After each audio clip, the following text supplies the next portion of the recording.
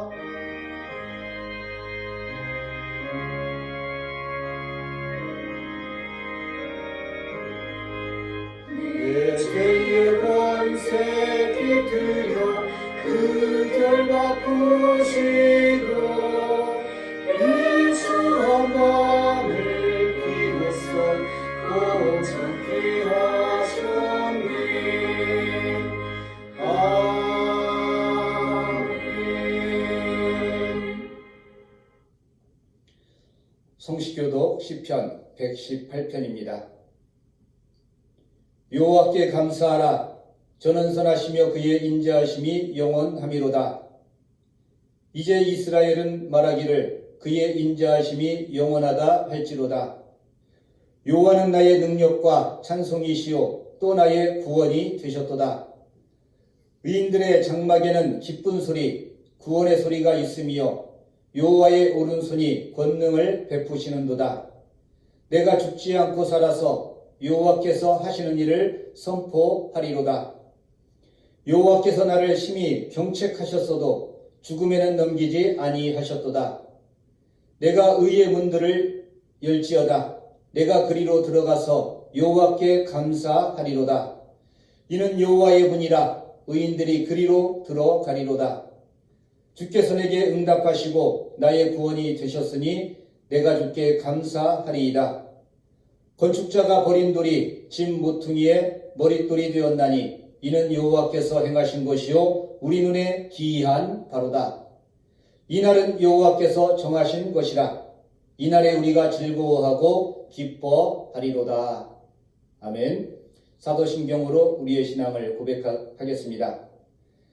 나는 전능하신 아버지 하나님 천지의 창조주를 믿습니다.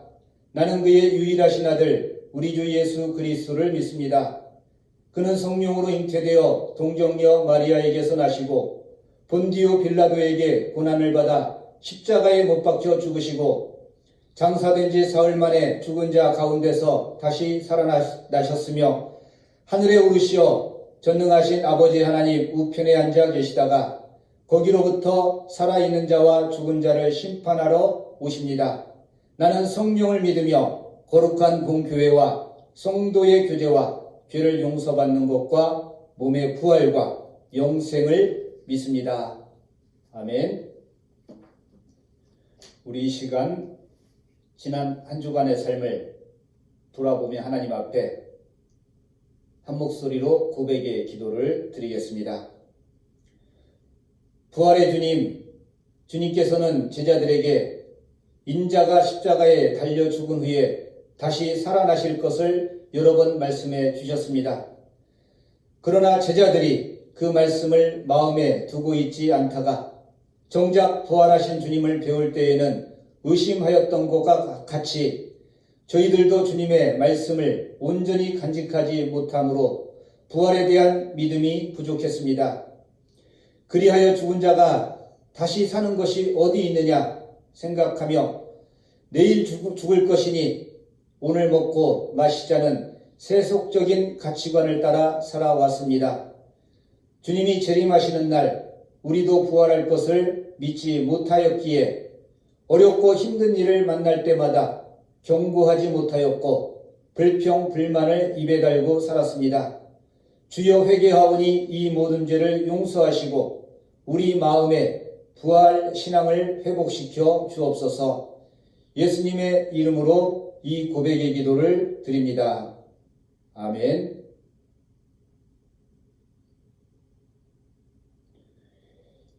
이 시간 하나님과 나만이 하는 은밀한 죄를 침묵 가운데 고백하겠습니다.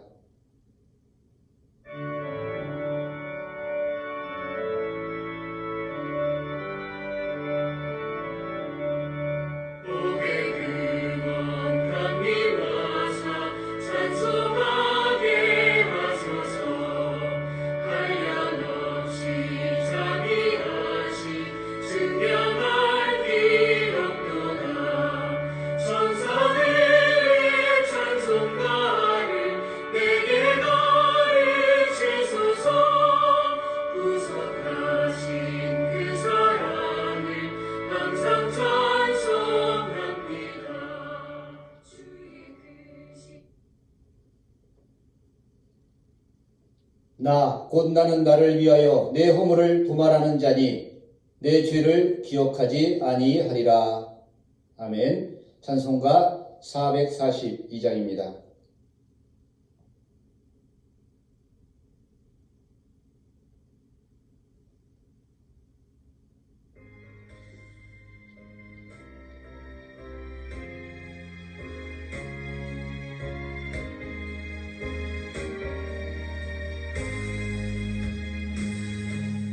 장미꽃 위에 이슬 아직 맺혀 있는 그때에 귀에 흐르니 소리 들리니 주 음성 분명하다. 주님 나와 동행을 하면서 나를 친구 삼으셨네. 우리 서로 받은 그 기쁨은 알 사람이 없도다. 그 조만한 주의 음성 우는 새도 잠잠케 한다.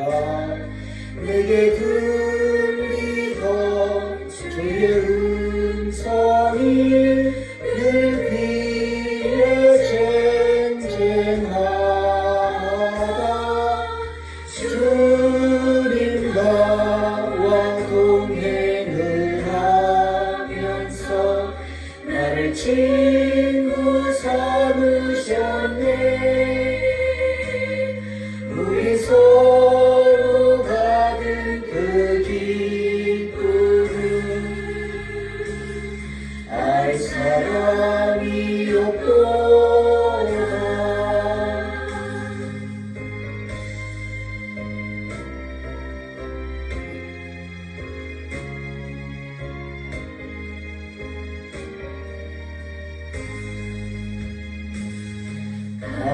밤늦도록 동산 안에 주와 함께 있으려 한다. 외로운 세상에 알릴 많아서 날 바라면하신다. 주님 나와 동행을 내 친구 삼으셨네. 우리 서로 받은 그 기쁨을 알 사람이 없도다.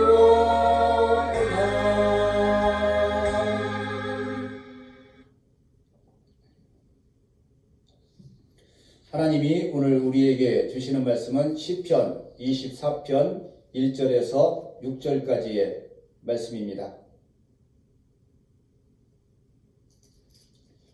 시편 42편 1절에서 5절까지 보겠습니다. 하나님이여 사슴이 시냇물을 찾기에 갈급함같이 내 영혼이 주를 찾기에 갈급하니이다.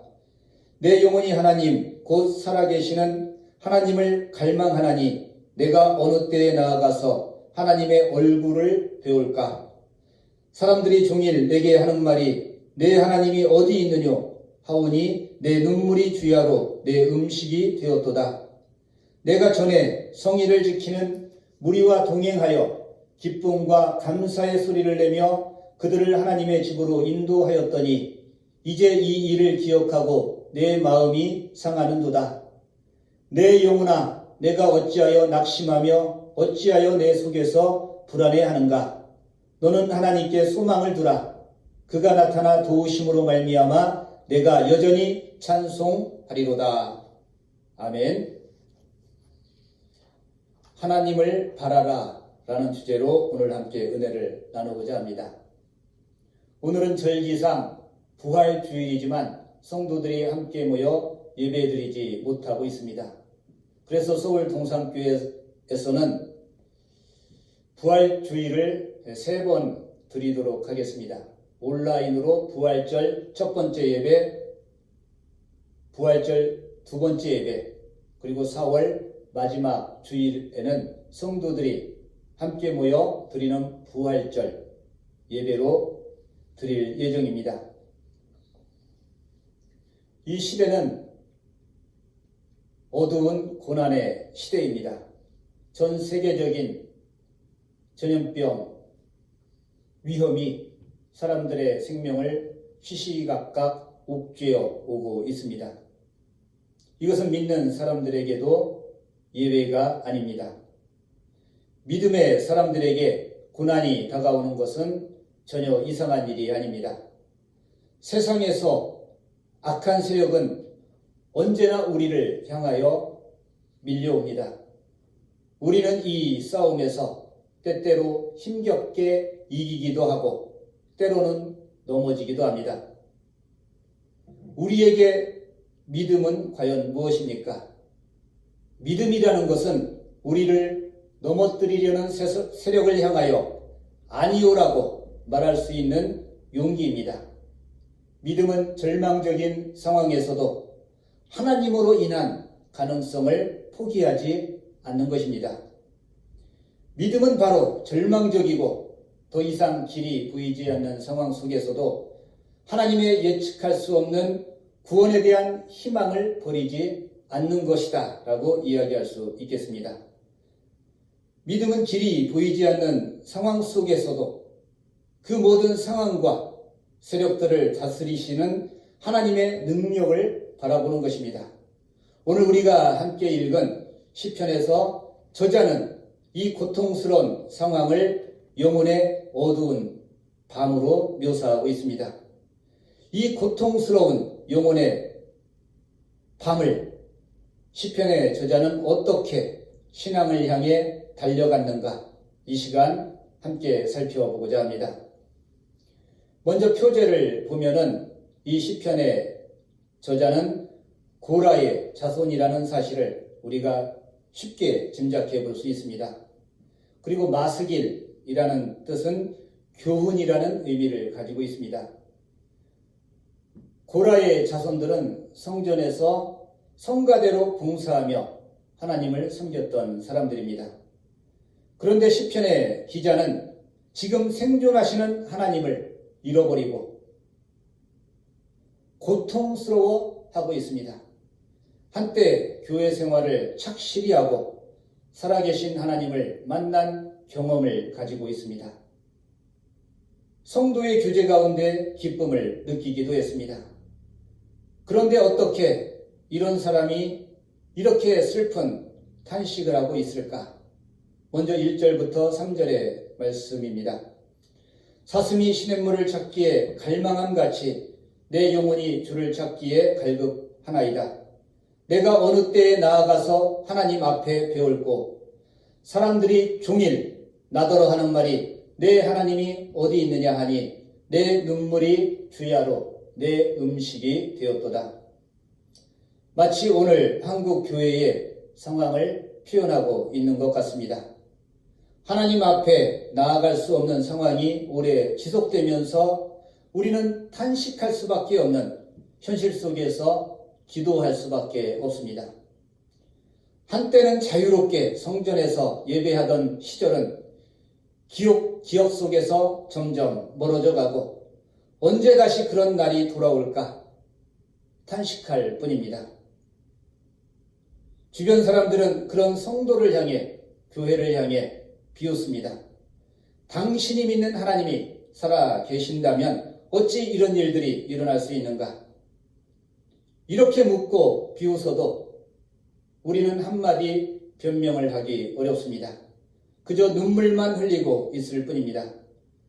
하나님이 살아계신 것도 알고 하나님을 경험도 했지만 이 상황을 극복하지 못하는 현실 때문에 우리는 탄식하고 있습니다. 이러한 신앙의 위기는 언제든지 우리 앞에 다시 찾아올 수 있고 누구에게나 찾아올 수 있습니다. 이런 상태를 영혼의 어두운 밤이라고 부를 수 있습니다. 이런 영혼의 어두운 밤을 극복하기 위해 도움이 되는 것은 무엇이겠습니까? 첫 번째, 첫사랑의 신앙을 통하여 새 힘을 얻는 것입니다. 시편 기자는 4절의 말씀을 통해 이렇게 말씀합니다. 내가 전에 성의를 지키는 무리와 동행하여 기쁨과 찬송의 소리를 발하여 저희를 하나님의 집으로 인도하였더니 이제 이 일을 기억하고 내 마음이 상하는도다. 그 언젠가 나와 함께 하셨던 하나님의 은혜를 기억하며 우리는 그분의 위로를 다시 기다려야 합니다.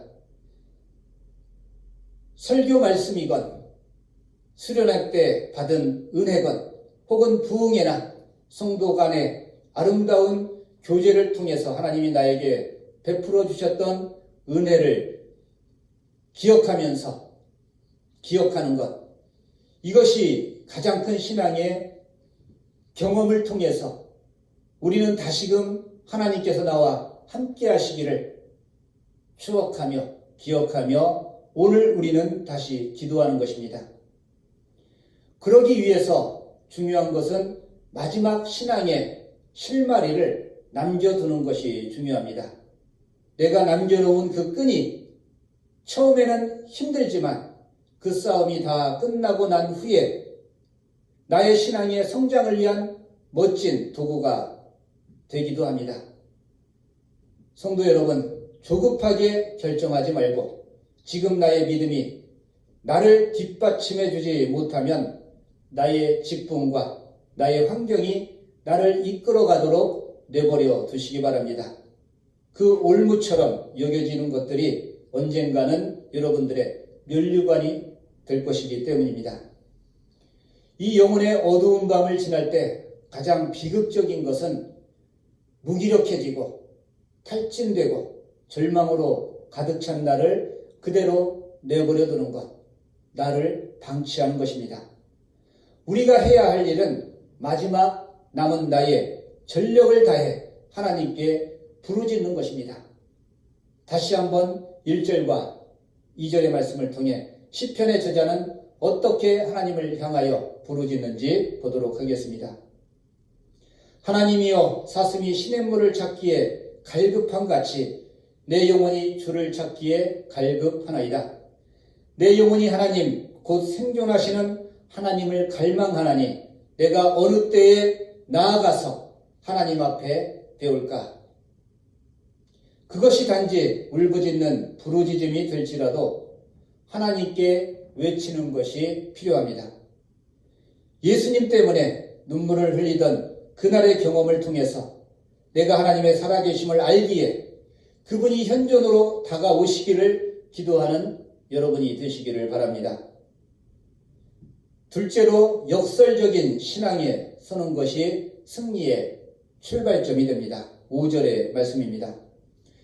내 영혼아 내가 어찌하여 낭망하며 어찌하여 내 속에서 불안하여 하는고 너는 하나님을 바라라. 그 얼굴의 도우심으로 인하여 내가 오히려 찬송하리로다. 시편의 기자는 스스로 자신에게 묻습니다. 왜 낭망하며 불안해하는가? 하나님을 바라라. 그런데 오늘 본문을 보면 아주 이상한 것이 있습니다. 마지막 이 5절의 놀라운 반전은 시편의 기자를 좌절시켰던 그 모든 요소들이 그대로 남아 있습니다. 환경은 변화된 것이 없습니다. 그를 비난하던 사람들이 주변에 있고 모든 상황은 견고하게 진을 치고 나를 에워싸고 있습니다. 내가 넘어질 만한 위험들이 도처에 나를 기다리고 있지만은 이렇게 전혀 변화되지 않은 상황 가운데서 시편에 이런 놀라운 고백이 나올 수 있습니까? 너는 하나님을 바라라. 그 얼굴의 도우심을 인하여 내가 오히려 찬송하리로다. 불안과 걱정과 근심이 사라지고 오히려 내가 하나님을 찬송하겠다라는 기쁨이 넘쳐나고 있습니다. 시편의 기자는 기도를 마치기 전에 이미 승리를 외치고 있습니다. 여기에 놀라운 신앙의 역설이 있습니다. 이미 싸움은 내 안에서 결정이 됩니다. 해답을 찾기 위해 이것저것 묻고 찾아다닐 필요가 없습니다. 다른 사람의 말을 너무 많이 들으려고 할 필요도 없습니다. 내 안에 가장 중요한 것이 무엇인지를 발견하고 거기에서부터 다시 시작해야 할 것입니다. 과연 내가 그분 안에서 참 기쁨을 느끼고 있는지 자신을 돌아보시기 바랍니다. 하나님께서 나에게 역사하실 수 있는 그 다양한 길을 외면하고 너무 한 길만 강조하고 거기에 매여 있지 않은지 되돌아보아야 할 것입니다. 하나님 안에서 참된 힘을 공급받을 때 우리는 새로운 일을 시작할 수 있습니다. 신앙의 중심을 찾으면 오히려 어떤 일을 하더라도 즐겁습니다. 좋은 사람을 만나면 그 사람을 통해 덕을 배울 수 있기 때문에 즐겁습니다. 약한 사람을 만나면 측은히 여기면서 주님의 사랑을 실천할 수 있기 때문에 즐겁습니다. 일이 많아지면 봉사할 기회가 되니 좋고 일이 없어지면 개인적인 시간을 갖고 다른 사람에게 봉사할 기회를 주기 때문에 좋습니다.